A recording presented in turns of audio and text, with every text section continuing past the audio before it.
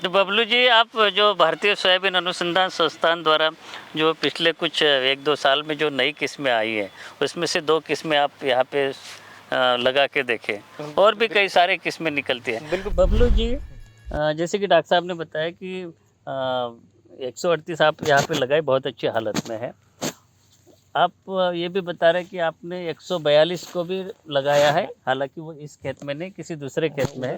वहाँ पे उसकी क्या स्थिति है? बहुत अच्छी स्थिति है उसकी भी, बिल्कुल 3 दाने की फली है उसमें, और बड़े लूम 4-4 5-5 फली के लूम बहुत कम स्टेज पर, बहुत कम दूरी पर है। ये मान के चलिए कि बहुत अच्छी वैरायटी, वो भी बिल्कुल समझ में आई हमको पूरी तरह से। इससे थोड़ी सी 4-5 दिन लेट हो सकती है वो। लेट है, हाँ थोड़ी सी लेट है वो, मतलब लेट नहीं कह सकते, बहुत इससे वो 95-96 दिन की शायद वो है। 95 दिन जी जी। 95 से 96 दिन का है। मैंने उसका देखा था, उसको पढ़ा था उसका। उसमें कोई कीड़े बीमारी? कुछ भी नहीं है, कुछ भी, बिल्कुल रुएदार फली है उसकी भी, और बहुत अच्छी वैरायटी है। और उत्पादन उसमें कितना मिलने की संभावना है, लग रही है आपको? उसका मतलब ये मान के चलिए कि 20 कुंटल आराम से आएगा उसका पर हेक्टेयर एकड़ में, जिस तरह से मैं देख रहा हूँ उसको, इतना उत्पादन उसका मतलब कुल मिला के बबलू जी का ये कहना कि तीनों या जो दोनों किस्में यहाँ पे बात कर रहे हैं, तो कम से कम 20 क्विंटल, चाहे 142 हो। आपके हिसाब से जो है कोई अंतर ही नहीं हुआ है 100 एनआरसी 138 में, हमारा एनआरसी 130 में और एनआरसी 142 में जल्दी आ रही है ना हमको, ये हमारी हाँ। उधर की ना जमीन क्या उत्पादन के हिसाब से एनआरसी 142 का उत्पादन भी उतना ही है जितना एनआरसी 138 का है। वो मतलब यूज। खैर अभी हम इसको देख तो नहीं पा रहे, इसलिए वो ठीक है। बट अगर आप, मेरा फोकस ये है कि 95-60 सबसे ज़्यादा आप लोग भी लगा रहे, आपने भी लगाई है, उसमें उत्पादन कितना मिलेगा? उससे ये ज़्यादा मिलेगा, चाहे तीनों वैरायटी की? ज़्यादा मिलेगा। कितना फर्क रहेगा उसमें? डिफरेंस क्या रहेगा पर बीघा? उसमें डिफरेंस क्या रहेगा? 1 कुंटल बीघा तो मानो 1 क्विंटल बिल्कुल ज़्यादा, 1 कुंटल सरप्लस जाएगा आराम से। बिल्कुल आपको बढ़ भी सकता है।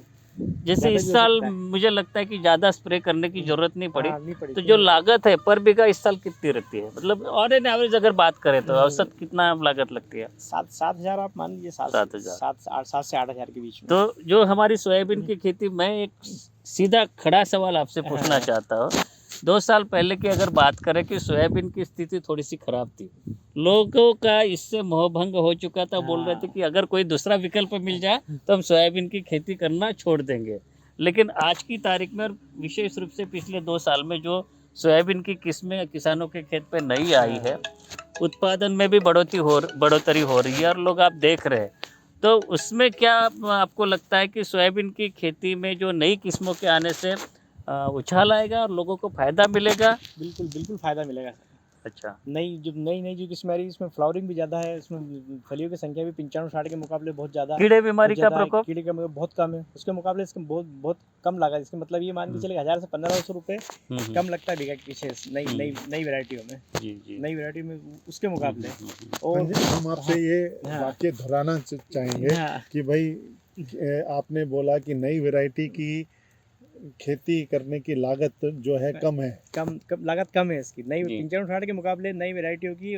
और विशेष करके एनआरसी 138, 130, 142, 138 में तो आप और भी कम है। हमने तो इसको पहली बार इस्तेमाल किया, लेकिन जिस तरीके से इसको देखा, उसमें नेक्स्ट ईयर हम लगाएंगे इसको, तो मतलब ये मान के चलिए कि 55-60 दिन के बाद इसको देखने की जरूरत नहीं। स्प्रे करने के बाद में आप फ्री माइंड कुछ भी कर सकते हो, दूसरा वर्क आप इसको देखने की जरूरत नहीं, इसमें कोई बीमारी आती ही नहीं है।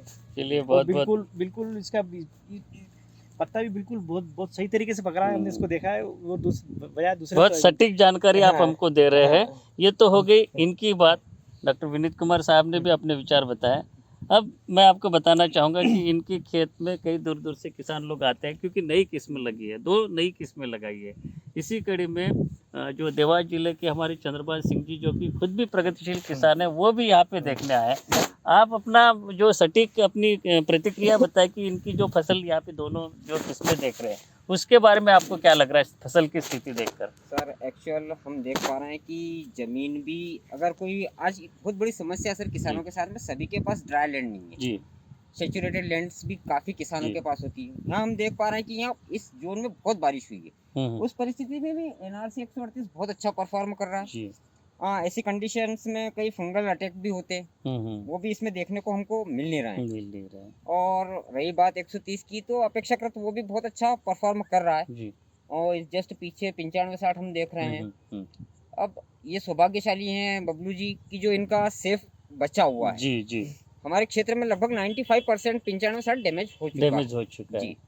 और कंपैरिजनली अगर हम बात करें तो वो इससे भी हो सकता है कि ये जानकारी ढूंढते रहते रहते हैं और हो मिलती सकता है रहती कि है। एडवाइजरी का इन्होंने जी, पालन किया है। जी कई बार प्रगतिशील किसानों से इन्होंने जी, चर्चाएं भी की, जी। संवाद भी हुआ है। जी। उसका बेनिफिट कहीं ना कहीं आप लोगों का सानिध्य प्राप्त होने के बाद जी। में मेरा ऐसा मानना है कि अगर मुझे बेनिफिट हुआ है तो जिसने भी एडवाइजरी का पालन किया उसको बेनिफिट जरूर हुआ है। मैं मधुपाल सर के उसको वीडियो एडवाइजरी का वेट करता था उसके ऊपर यूट्यूब पे अच्छा। जो आती थी ना कि जी। 10 दिन होगा मतलब जी, आने जी, वाली जी, जी। एडवाइजरी जी, जी। जैसी आती मैं वैसे ही उसको जी। नोट करके उसको फॉलो जी, करता जी। उसी को। अब लास्ट ईयर मेरे हाँ। पास जो 38 था हम्म, लगभग इसी कंडीशन का था। हम्म।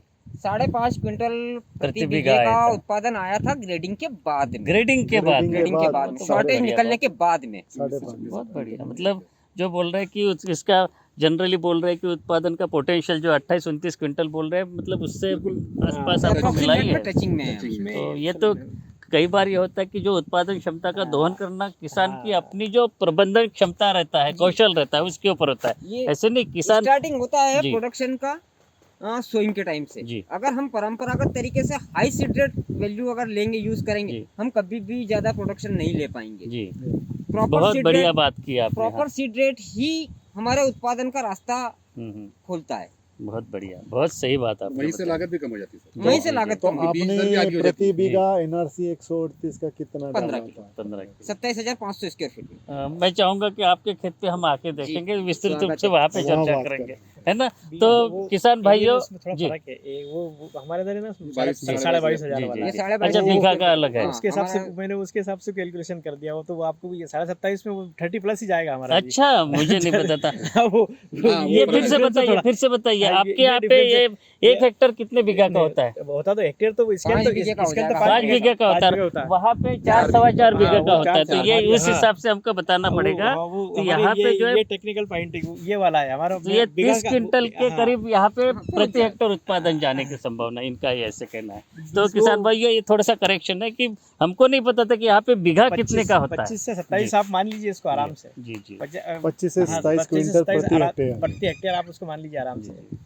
5 कुंटल बीघा से तो 5 का होता है हमारा। 5 कुंटल बीघा आराम से आएगा। शुक्रिया आराम से बबलू जी, हाँ। शुक्रिया।